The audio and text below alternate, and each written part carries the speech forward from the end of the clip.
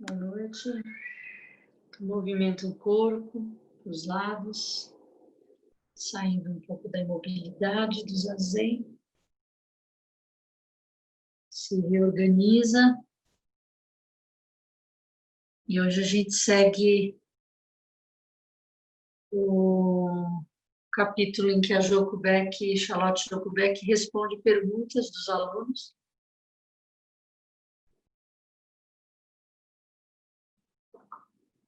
Eu ontem li só a primeira das perguntas. Vou repetir ela para a gente seguir.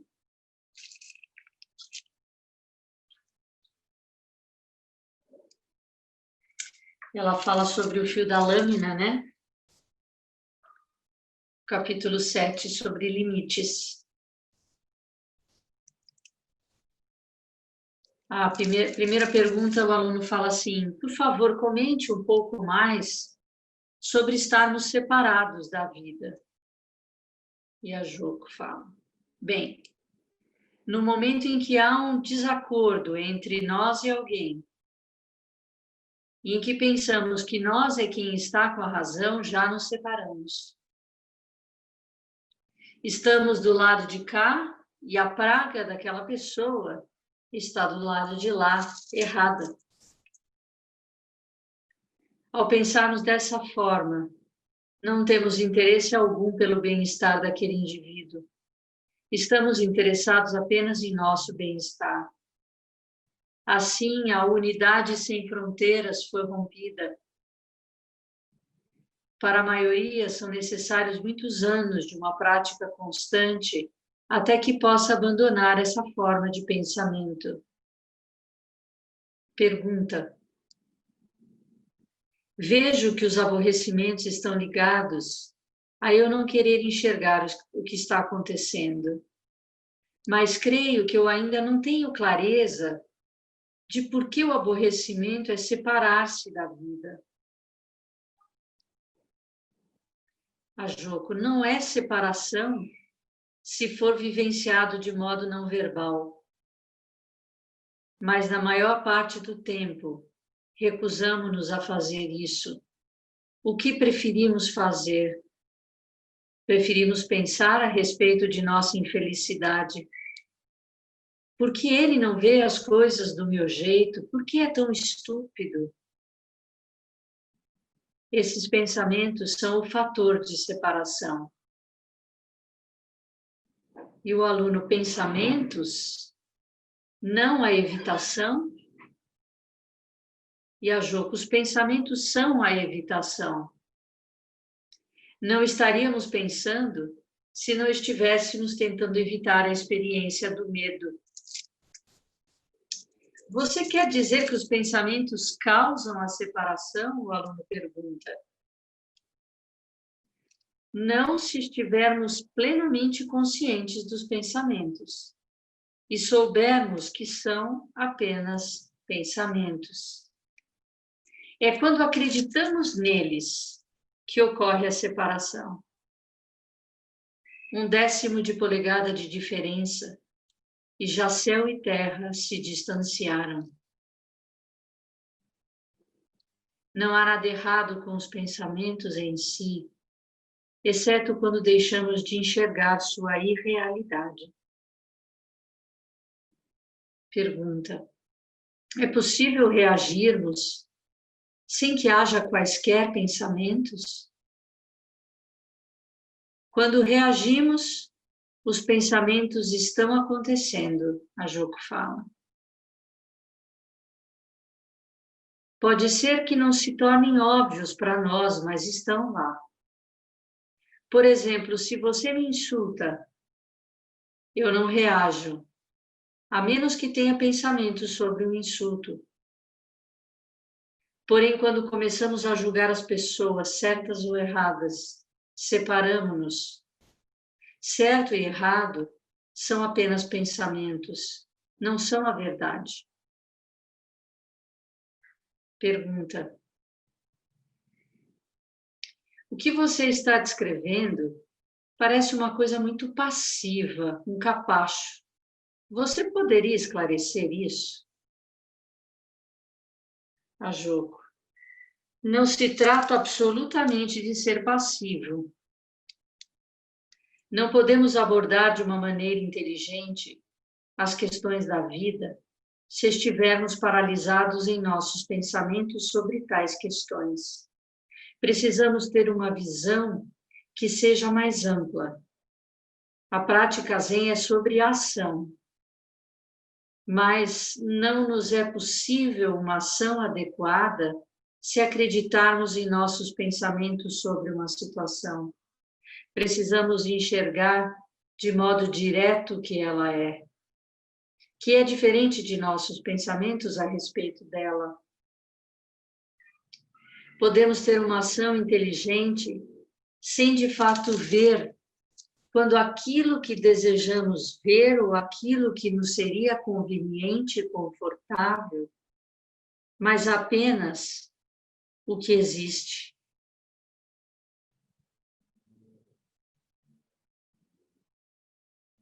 Não, definitivamente não estou falando de passividade ou de não reagir.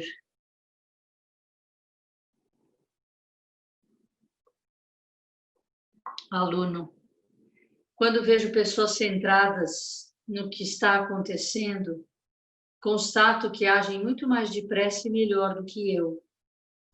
No filme sobre Madre Teresa, observei que ela se dirigia diretamente para a área de desastre e começava a trabalhar. E a Joko fala, apenas fazer, só fazer.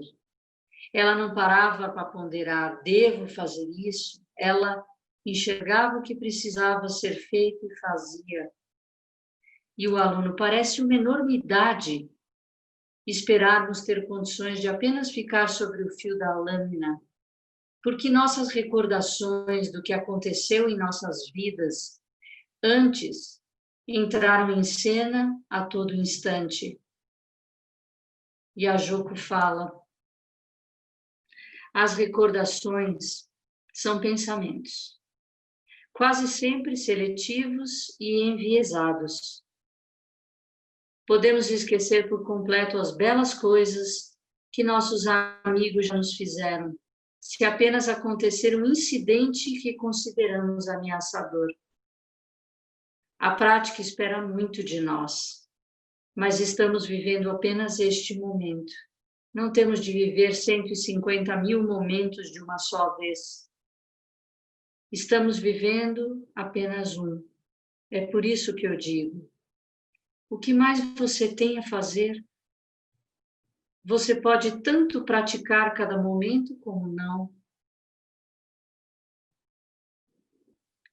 E o aluno, bem, parece-me que o fio da lâmina é um lugar meio chato de se ficar. Geralmente prestamos atenção quando uma incrível explosão emocional nos atinge. Mas quando lavamos a louça, não há muito a dizer, é só. E a Joko, certo. Se pudéssemos apenas fazer o que há para ser feito a cada instante, não haveria problemas. Estaríamos em cima do fio da lâmina. Mas quando ficamos aborrecidos, a lâmina e seu fio nos parecem estranhos, porque vivenciar o aborrecimento é vivenciar sensações corporais desagradáveis. Uma vez que são desagradáveis, não podemos ver que o aborrecimento é basicamente a mesma coisa que lavar a louça.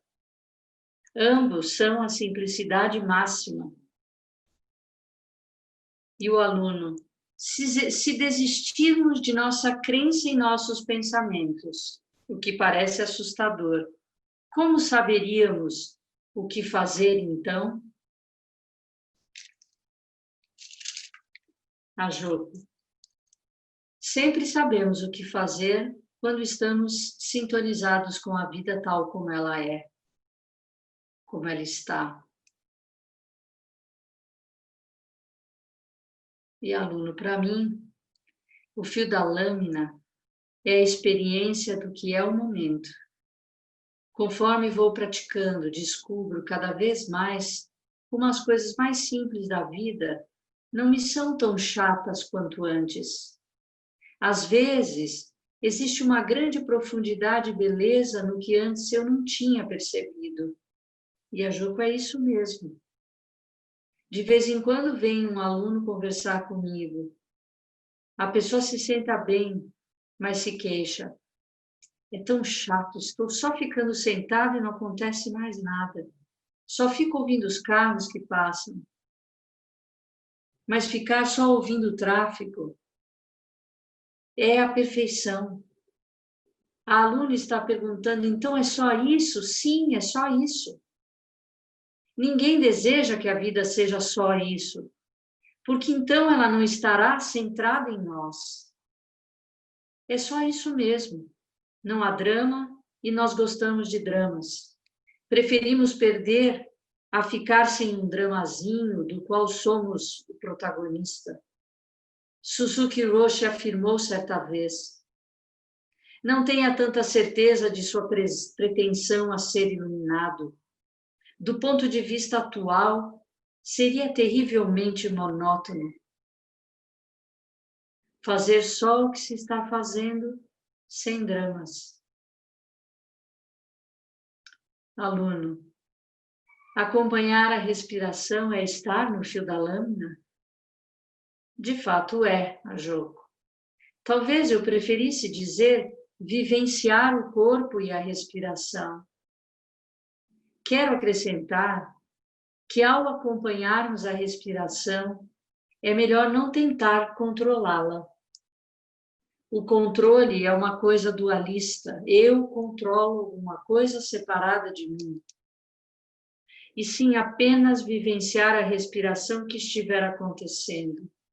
Presa, rápida, alta, esteja como estiver, experimente-a tal como está. Quando a experiência se mantém firme, a respiração aos poucos fica mais lenta, longa e profunda. Se a ligação com os pensamentos estiver bastante enfraquecida, o corpo e a respiração terminarão por se descontrair e a respiração ficará mais suave. Aluno, por que o aborrecimento fica maior quando diz respeito a alguém que me é querido? A Joko, porque é mais ameaçador. Se alguém que está me vendendo um par de sapato diz vou deixá-la, não dou a menor importância, por mim está bem. Outra pessoa virá para me vender o sapato. Mas se meu marido diz vou deixá-la, a coisa muda inteiramente de figura. E o aluno, essa é uma ameaça imediata. Essa é uma ameaça imediata ou vem de um depósito de material psicológico não resolvido? A Joko, é certo que existe um reservatório, mas ele está contido em nós, na forma de contrações corporais que existem a cada instante. Quando vivenciamos a contração, a tensão, acessamos o passado inteiro. Onde está nosso passado? Bem aqui, não há passado, exceto neste exato instante. O passado é quem somos, neste momento presente. Por isso, ao vivenciarmos essa situação, cuidamos do passado. Não temos de saber tudo a respeito dele. Todavia, de que maneira o fio da lâmina se relaciona com a iluminação? Alguém quer comentar? O aluno fala, é a iluminação? E a Joko, sim, é isso mesmo. E ninguém consegue ficar ali o tempo todo. Nossas habilidades para tanto, porém, aumentam de forma considerável com o passar do tempo e da prática. Contudo, se isso não acontece, não praticamos de verdade. Vamos encerrar, mas, por favor, mantenham sua conscientização o máximo que puderem, a cada momento da vida. e guardem consigo esta indagação. Neste preciso momento, estou andando no fio da lâmina?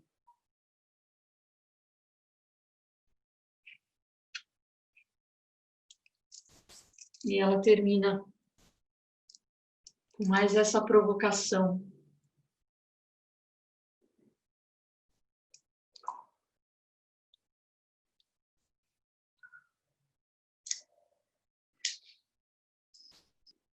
Alguém quer falar alguma coisa?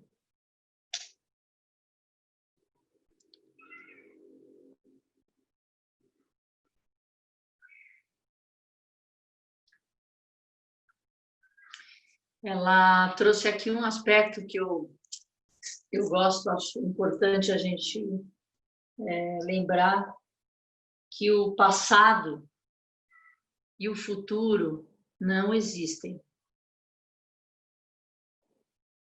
O passado existe como uma memória.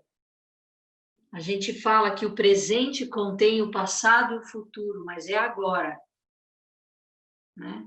Ela fala um pouco isso, né?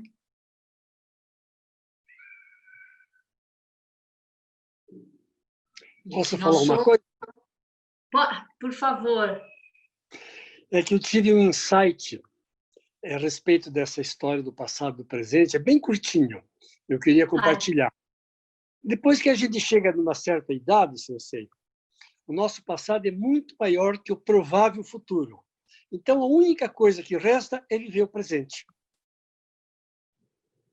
Era isso, gostou. Muito bom, muito bom.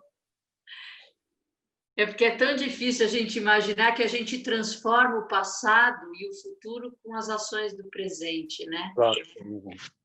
E que qualquer recordação, qualquer memória do passado, como ela fala, ela é contaminada, ela é enviesada, a gente muda as histórias, né? Se a gente puxar pela memória, qualquer viagem, qualquer encontro, a gente percebe o quanto a gente distorce, né? Eu acho que quando a gente, não sei se está acontecendo comigo, não sei se com as outras pessoas que estão aí assistindo, aproveitando a quarentena, eu estou arrumando a minha estante e as minhas gavetas. Estão aparecendo coisas inacreditáveis, que eu nem lembrava que tinha feito, que deixado de fazer, de pessoas, de objetos e tal. É uma espécie de volta ao passado, mas que eu estou olhando com o olhar do presente. Não é uma nostalgia, nossa, deixei de fazer e tal. É como se o passado, como você está dizendo, tivesse agora uma vivência muito rápida, mas do presente. Ai, é isso aí. Não é? Muito bom, obrigada, muito obrigada. É. E o que ela fala, a gente falou tanto do fio da lâmina ontem, e ela fala, a iluminação é o fio da lâmina, é estar, né, nesse fio da lâmina. Quando você só está sendo, né?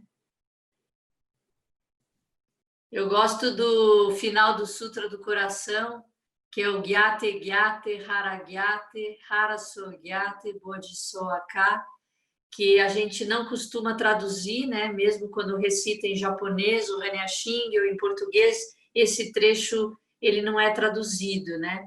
Mas a Koen Hiroshi, ela traduzia para a gente, dizendo indo, indo, tendo ido, tendo chegado e ainda assim indo. Né? Eu acho bem... Eu gosto de me lembrar disso. Alguém mais?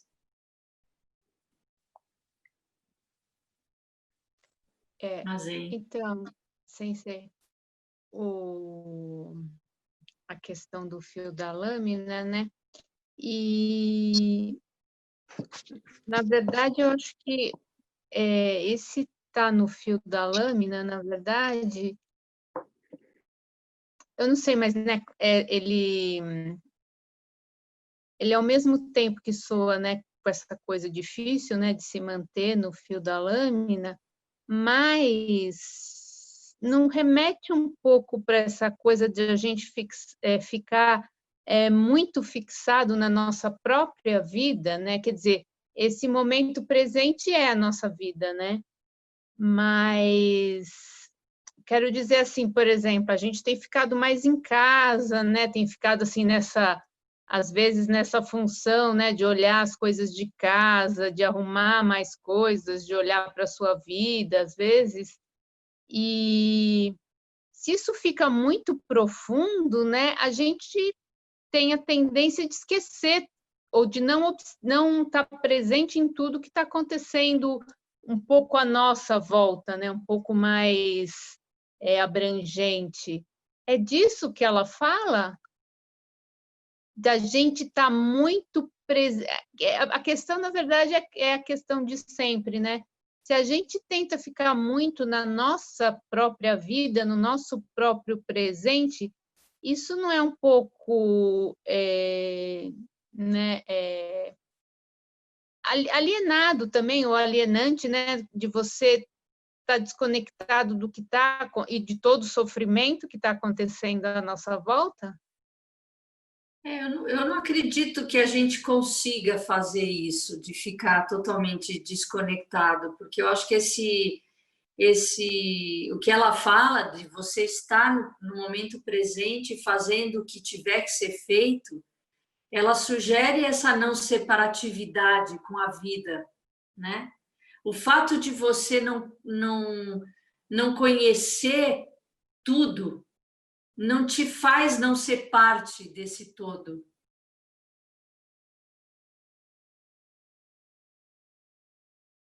Porque quando a gente fala no voto do Bodhisattva, a gente não fala portais do Dharma são ilimitados, faço voto de aprendê-los.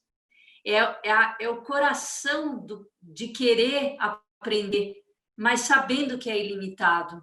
Então, por mais que você tivesse podendo sair, a tua capacidade de realmente compreender e acessar toda a realidade da vida, nesse nível do saber exatamente o quanto de sofrimento está existindo, ele é impossível no sentido de quantificar isso. Mas a gente sabe. Se a gente sabe que tem alguém sofrendo, se a gente sofre, a gente sabe o tamanho de sofrimento que está acontecendo. Né? Então, eu acho que não, eu acho que essa ideia, até porque ela fala não ficar, ela diz não ficar no fio, ela fala caminhar no fio da lâmina. Você vê que tem uma ação, tem um movimento. Ela diz não é um lugar que se fique. Mesmo a iluminação não é um estado permanente. Então, como o Zé Guilherme falou, a gente tem insights inúmeros num dia. Só que a gente cria uma ideia do que é essa iluminação, esse despertar, que a gente não acredita que a gente tenha experimentado ele, né? Então, é difícil pôr em palavras, né? Mas é a mesma coisa que a gente já falou algumas vezes sobre o zazen, que as pessoas acham que eu vou meditar, eu vou olhar para mim mesma, como uma atitude um pouco egoísta, né? Estou preocupada com a minha iluminação, com o meu despertar, né? Com os meus insights. Mas a hora que você está inteiro nesse processo, imediatamente você vê o outro. E aí não tem essa separatividade. O que você experimenta é a unidade com tudo que existe. E você não precisa estar em tudo para saber que você é tudo. Shakyamuni Buda, quando ele sai do castelo, ele desperta para esse caminho de transcender sofrimento, entender sofrimento, velhice, doença e morte, mesmo sem ele ter estado, sem ele estar sofrendo, ou está velho, ou está doente, ou está morrendo. Ele percebeu que ele era aquele ser que estava queimando na pira. A gente não precisa passar por todas as dores do mundo para entender que elas existem, sabe? Eu acho que esse é o caminho, esse é o despertar verdadeiro para a vida, sabe? tem sofrimento, mas ele não é, ele também é transitório, isso também vai passar. E também vai voltar e vai passar, vai voltar e vai passar. É um processo que não tem fim, né? Não tem fim. Eu hoje eu tenho assim, eu tenho uma relação com a natureza muito contemplativa e de achar que ela é importante, mas eu mesmo tenho muita dificuldade de mexer com a terra, mexer com as plantas. Não é uma coisa que eu transito naturalmente, né? E eu estou sentindo que as minhas plantas não estão felizes aqui em casa. Antes, sei lá, acho que outras pessoas mexiam, né?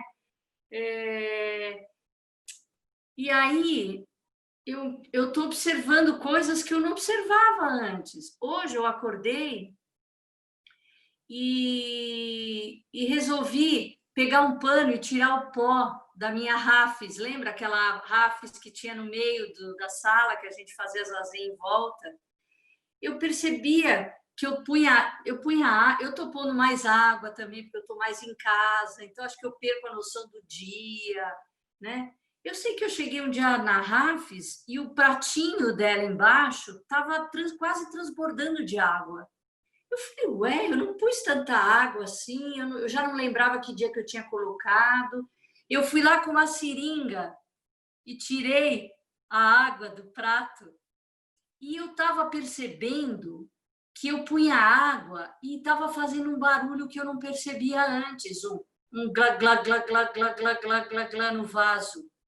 Antes eu regava e não percebia que tinha um barulho de água caindo. Eu falei, vai ver que a terra está muito compactada e a água está indo direto para o prato, porque tinha um som diferente, né? E hoje eu peguei um paninho e limpei a Rafes folha por folha, botei a escada, borrifei, passei um paninho umedecido na haste. Eu falei, gente, eu nunca... Poxa, é um pouco o que ela fala, a gente não... isso não é interessante.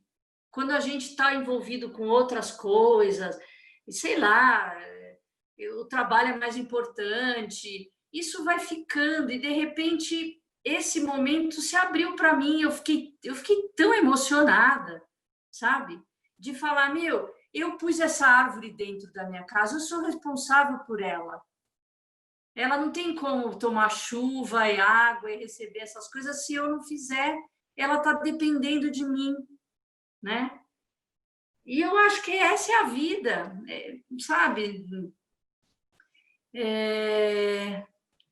Eu acho que ela é mais... a Joko fala, ela é simples. A vida é simples.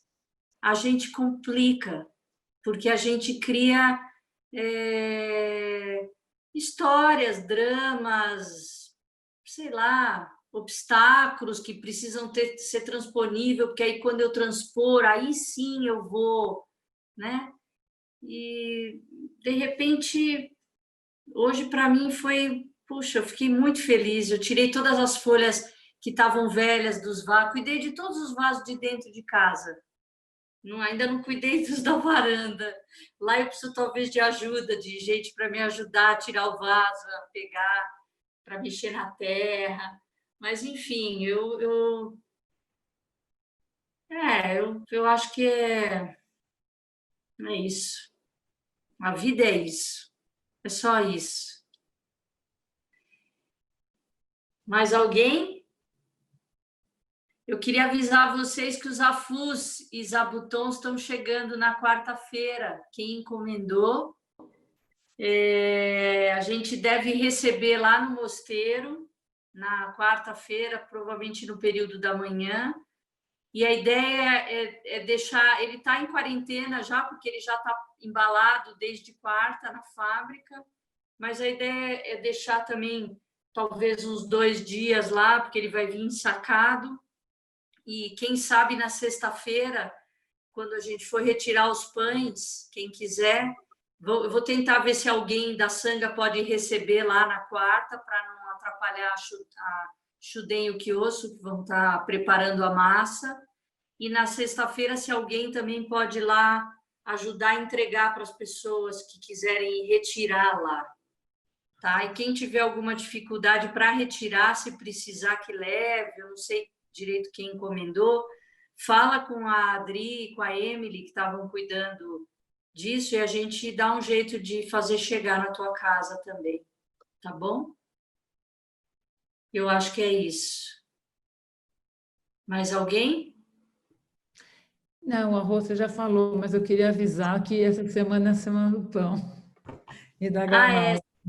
Pão e granola, encomendas até terça-feira, né? Isso. Tá Eu bom. já coloquei ontem à noite, amanhã eu coloco de novo, para não ficar afastando muito, tá? Tá legal. Obrigada, Eurim. Então é isso. Então vamos encerrar. Que os méritos de nossa prática se estendam a todos os seres e que possamos nos tornar o caminho iluminado.